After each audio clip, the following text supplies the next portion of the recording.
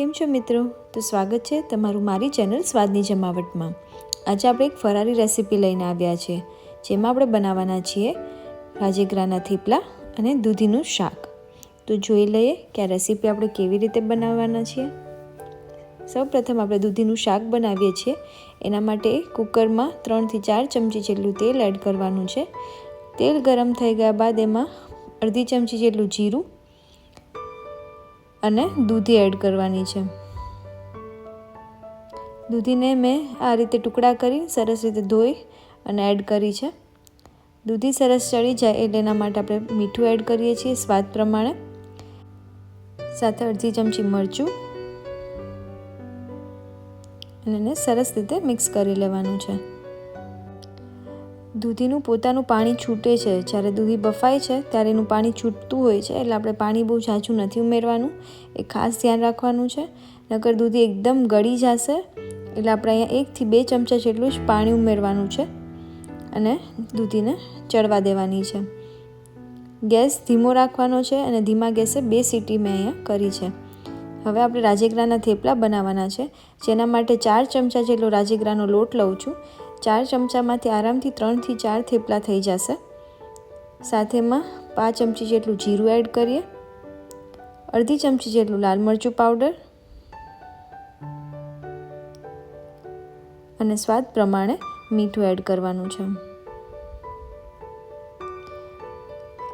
રાજગરાનો લોટ આપણે જ્યારે બાંધતા હોઈએ છીએ ત્યારે ખાસ ધ્યાન રાખવાનું છે, લોટ એકદમ કઠણ નથી બાંધવાનો, રોટલી જેવો ઢીલો પણ નથી બાંધવાનો, મીડિયમ રાખવાનો છે. સાથે અહીંયા આપણે કોથમરી એડ કરી છે અને 1 ચમચા જેટલું તેલ. સાથે આપણે અહીંયા 1 ચમચી જેટલું દહીં એડ કરીએ છીએ. દહીંથી થેપલા એકદમ સરસ પોચા થશે, ચવડ નહીં રહી, એટલા માટે અહીં આપણે દહીં ઉમેરીએ છીએ.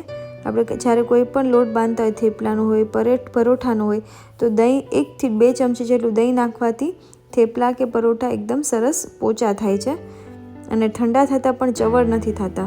આ જ હતી આપણી કુકિંગ ટિપ. હવે લોટ બંધાઈ ગયો છે. હવે આપણે થેપલા ઉતારવાના છે. થેપલામાં હું અહીં અટામણમાં રાજગરાનો અને સાથે તપકીરનો લોટ લઉં છું. હવે આ રીતે આપણે થેપલા ઉતારી લઈએ. થેપલા બહુ પતલા નથી રાખવાના, થોડા ભૈરા રાખવાના છે, જાડા રાખવાના છે, તો જે ખાવામાં પણ સરસ લાગે. ફાસ્ટ ગેસે આપણે થેપલા શેકવાના છે. એમાં આછું તેલ લગાડવાનું છે.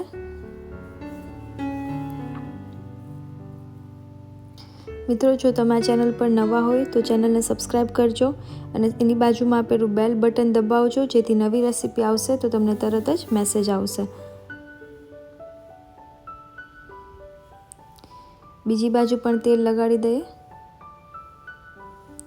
બસ, તો આપણા રાજગરાના થેપલા તૈયાર છે.